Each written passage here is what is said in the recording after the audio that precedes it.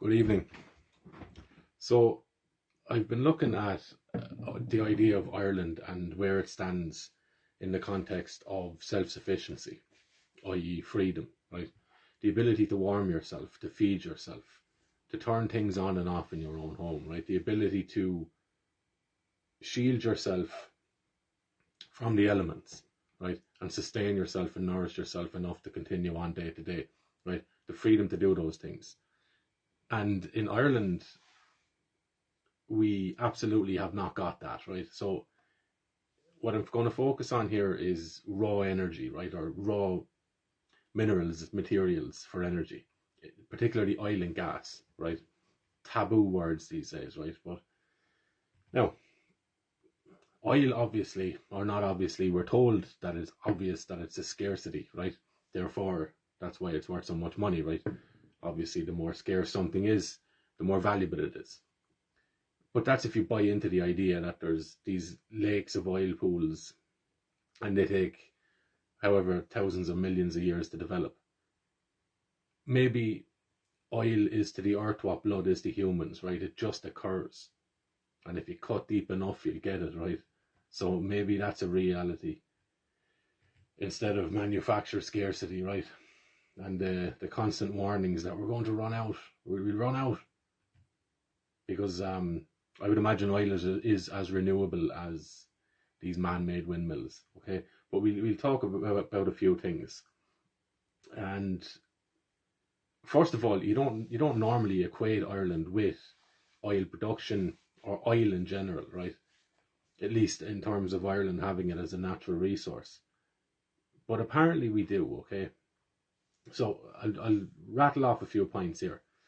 So in the 2010s, a company called Lansdowne Oil and Gas, in partnership with Providence Resources and others, took interest in Barry Row in Cork, right off the coast of Cork. They drilled an appraisal well in 2012, which confirmed a significant oil deposit. Hurrah! We have oil. We have heat. Beautiful. This sparked a new wave of optimism about Ireland's potential as an oil producer. Okay.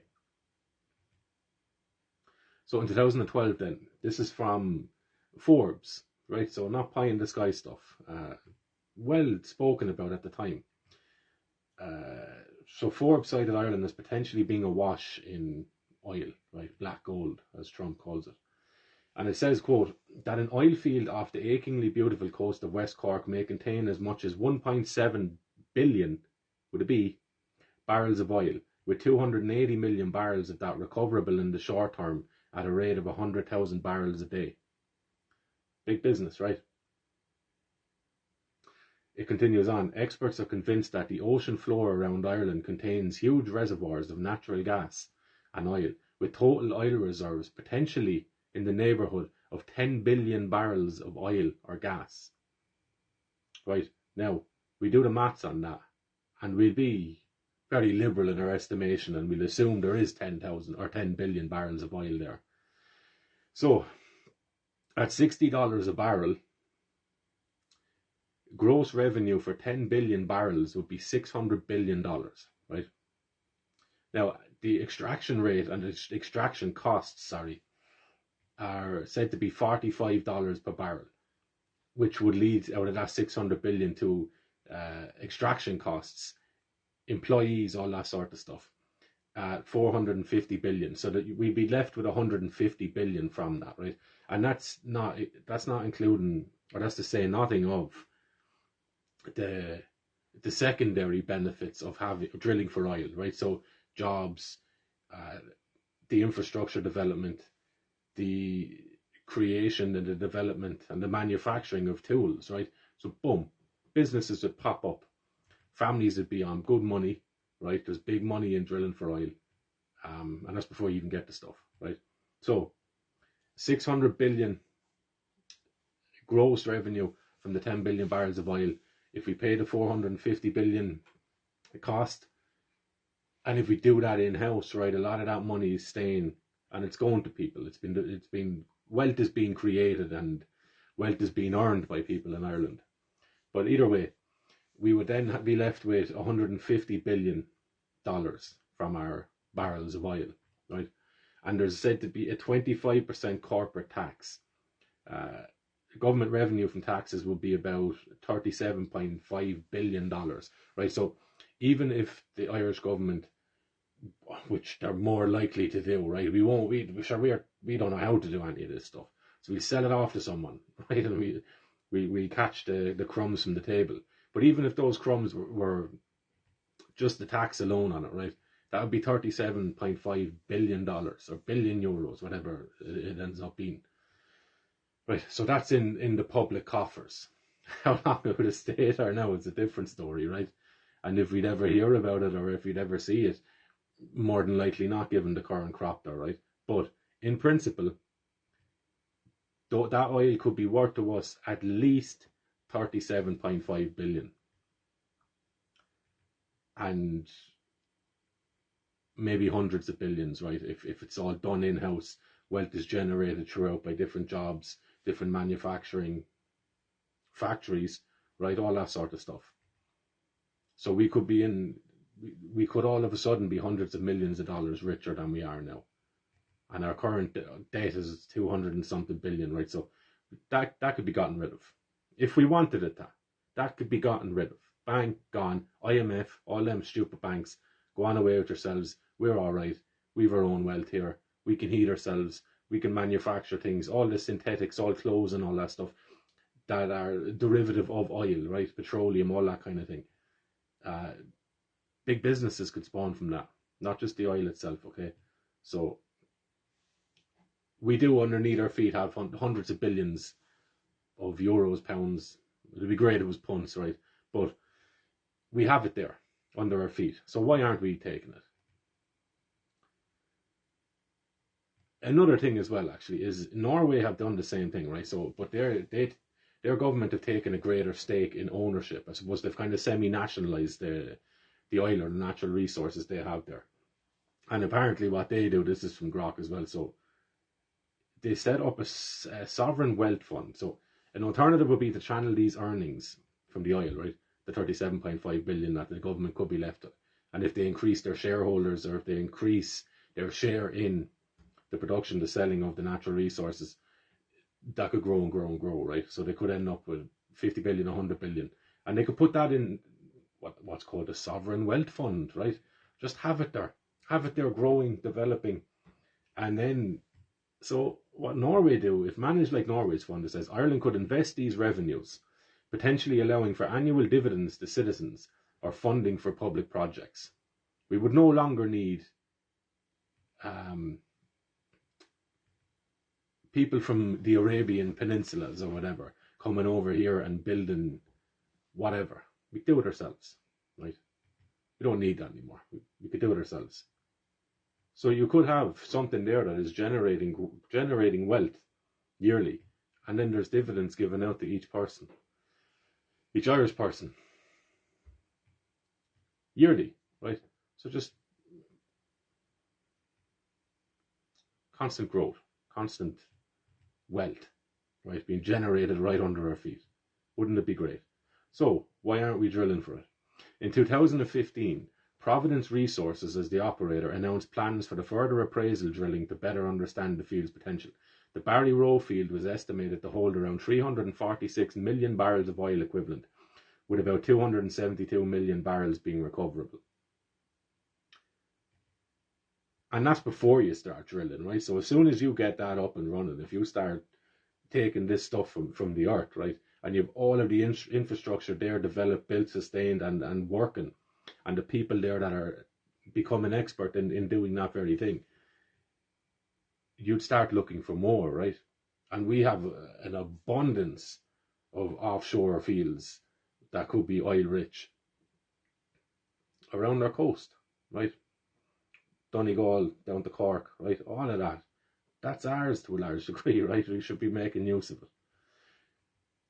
2016, despite promising finds, the project faced numerous challenges, including high development costs, here's the killer now, regulatory hurdles, and fluctuating oil prices, which made investment decisions difficult, right? So what's Donald Trump talking about over in America?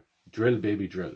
In other words, I'm going to allow you, he declared a state of emergency, an energy emergency in America, which allowed him to tell the bureaucrats all the red tape, all the environmental auditors, all that sort of stuff. No, go on away. We're drilling, we're getting wealthy, we're getting powerful, we're getting self-sufficient. Go away. Right? Should be done here too. Should be done here too. In 2021, Ireland introduced a ban on new oil and gas exploration licenses, impacting the future of projects like Barry Rowe. However, existing licenses, including Barry Rowe, were still valid, right? So, if you ever, no, I put it this way. If I wanted to make sure that a country stayed stagnant economically, stayed in the debt level, if not more, stayed in the debt predicament that it was currently in, the decisions that I would be making would be going hand in hand with these, right?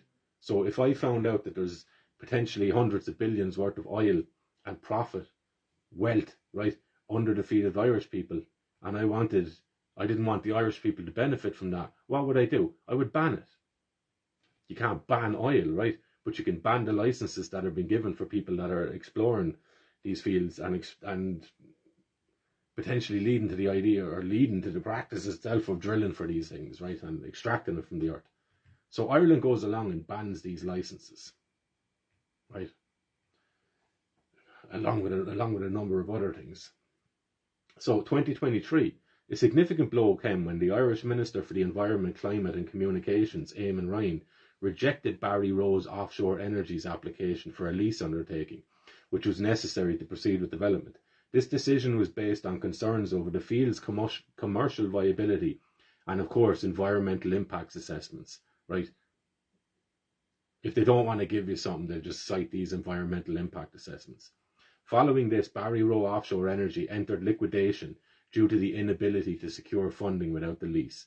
Like, this is scummy behaviour, right? Scummy behaviour.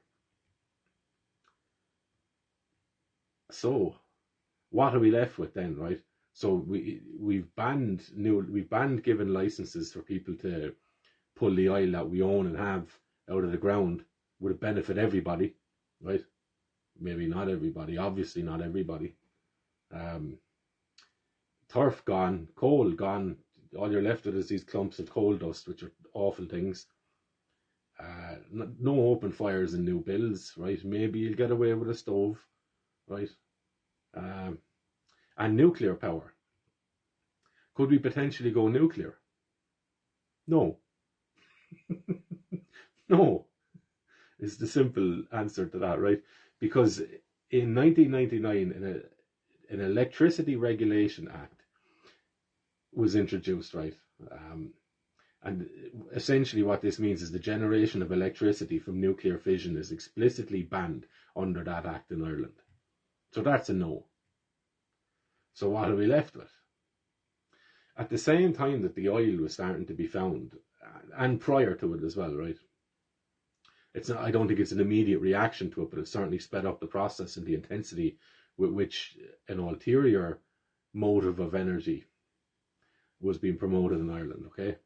So in 2007, the Energy White Paper set out Ireland's policy on sustainable energy, emphasising the need for renewable energy. 2014 Energy White Paper titled Ireland's Transition to a Low-Carbon Energy Future, 2015 to 2020, laid out a more structured plan for reducing carbon emissions and increasing renewable energy. It aimed for 40% of electricity to be generated from renewable sources by 2020. The establishment of the Irish Strategic Investment Fund, the ISIF, in 2014, which has been involved in climate-related investments since then, including a commitment in 2021 to invest $1 billion in climate action over 5 years. Right, so, and here we are then in 2016 to 2020. Climate Action Plan to 2019 marked a significant step forward with ambitious targets, including producing 70% of electricity from renewable sources by 2030. Ireland's commitment to the EU's 2030 climate and energy framework also pushed for more aggressive renewable energy targets. So we're bound to this, right? We could potentially face fines of up to 600 million euros for missing these targets, right?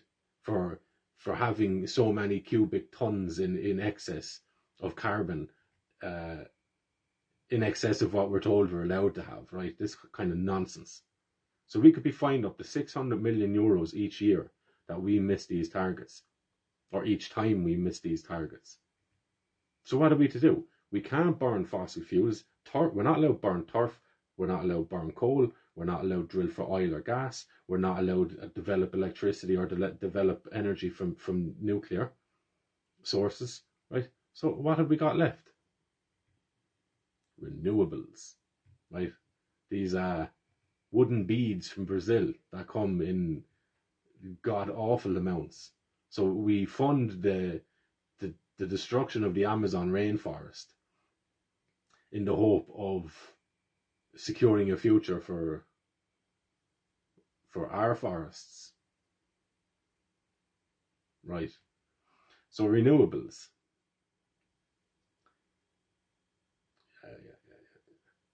Where are they coming from, right? So in 2022, Ireland imported goods worth around 5.7 billion euros from China. While it's not explicitly broken down by sector, machinery, electrical equipment and vehicles form a significant part of these imports, which would include technologies and materials for renewable energies. So China are big players on the world stage in terms of materials for renewable energy. So windmills, electric vehicles, all that sort of stuff, right? So Ireland are spending probably billions, giving it to China every year to take in the materials and the technologies in order for us to develop and meet these targets for renewable energy and quotas, right, as dictated and determined by the EU. So we're caught here in a vice. It's an absolute racket is what it is. Racketeering, right? Hang on a second.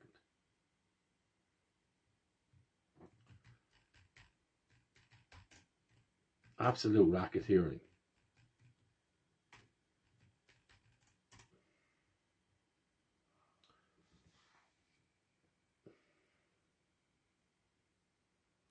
So the idea then,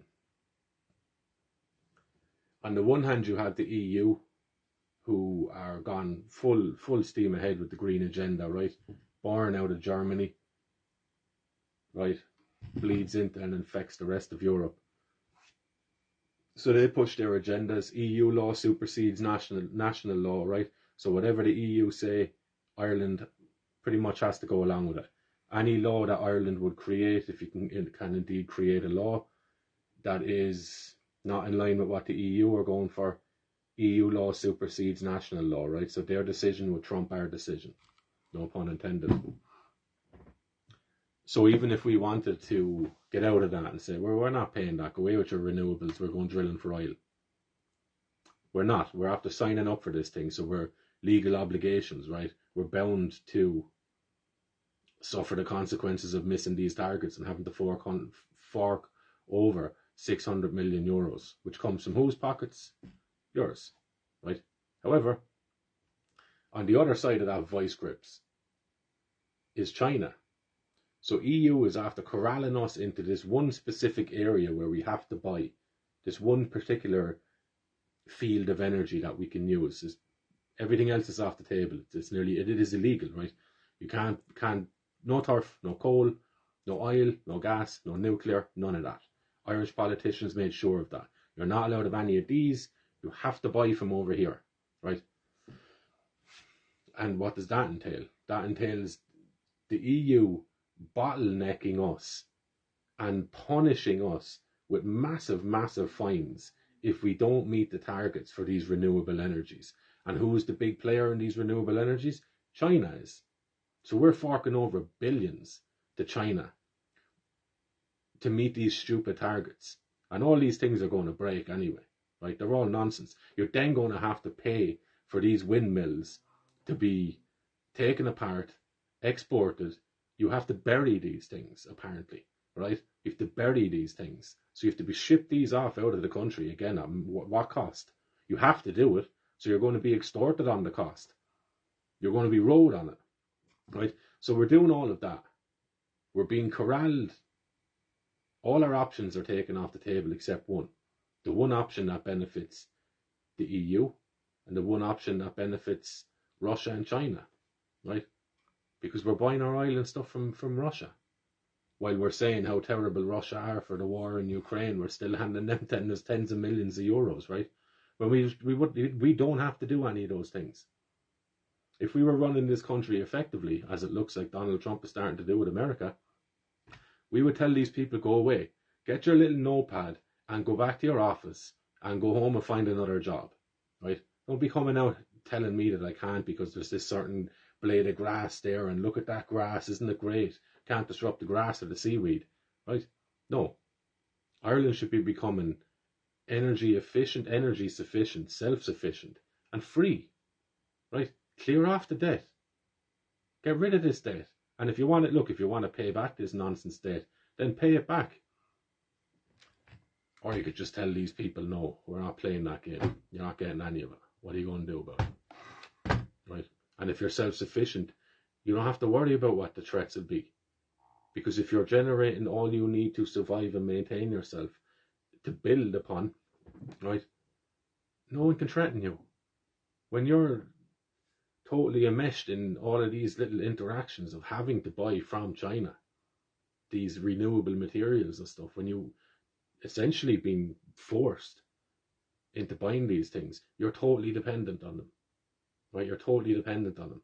And if you ever want to back out of that and say, well, look, we'll slow down on that, well, you can't slow down because you have to meet these targets, so you get fined hundreds of millions of dollars, right? So in any other walk of life, this is totally criminal, right? Where you're boxing everyone in, you're taking away all the other options, all the alternatives, and you're compelling people to just buy from this one place, right? It's not allowed in any other walk of life, really. But that's what's going on in Ireland. We could be self-sufficient in terms of our energy. We could be making massive profit. We could be building things in this country that are well overdue and well needed, through no additional expense to you. You know, your taxes will go down based on the fact that we're creating tens of billions worth of money, worth of wealth, based on our natural resources, and God knows how much more we have, right? So if we want to get serious, that's a great start.